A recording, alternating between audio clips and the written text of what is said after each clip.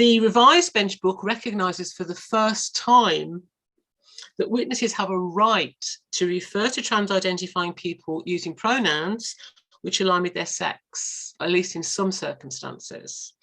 and acknowledges that there may be circumstances where this is required by the interests of justice, which is a major step forward. This is from the revised guidance, and it says there may be situations where the rights of a witness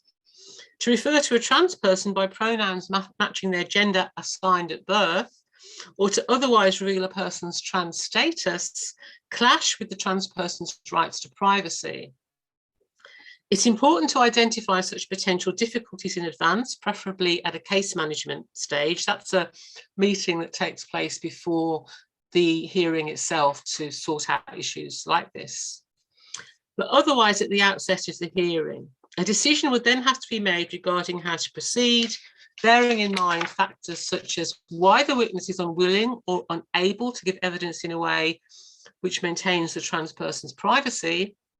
For example, a victim of domestic abuse or sexual violence at the hands of a trans person may understandably describe the alleged perpetrator and use pronouns consistent with their gender assigned at birth,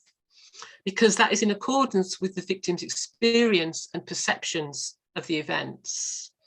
Artificial steps such as requiring a victim to modify his or her language to disguise this risks interfering with his or her ability to give evidence of a traumatic event. There will be occasions when, after these and other relevant factors have been considered, the interests of justice require that a witness or party may refer to the trans person using their former pronouns or name. So this amendment should mean that complainants giving evidence in trials for rape or other sexual offences will not be compelled to call male defendants she,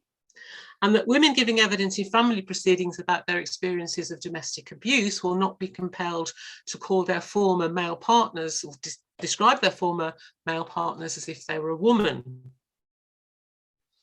And the fact that the amendment uses the language of rights is significant, although it's not fully a right because the court still has to agree to it. It's not something someone will be permitted to do automatically, to use sex-based pronouns and modes of address instead of those of the person's so-called gender identity. So while this is an important step forward, many of the problems raised by the bench book's general guidance about the use of preferred pronouns are not addressed in the new version. In practice, witnesses' ability to exercise their right to use pronouns which align with the sex of trans-identified parties in proceedings will be limited by the fact that the guidance is likely to be interpreted to mean that the judge, the lawyers representing all the parties in the proceedings, and possibly the other witnesses, should use preferred pronouns based on self-defined gender identity. And the guidance doesn't discuss the implications for a witness of calling a trans-identified male he in court, while everyone else who speaks in the courtroom refers to him as she.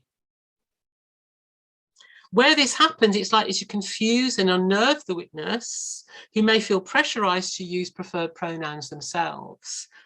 And that experience is likely to be compounded and be particularly confusing and distressing for child witnesses and witnesses with learning disability, who won't understand the concept of gender identity necessarily and how it differs from sex. In criminal proceedings, this problem is likely to be compounded in cases where witnesses have already experienced the local police service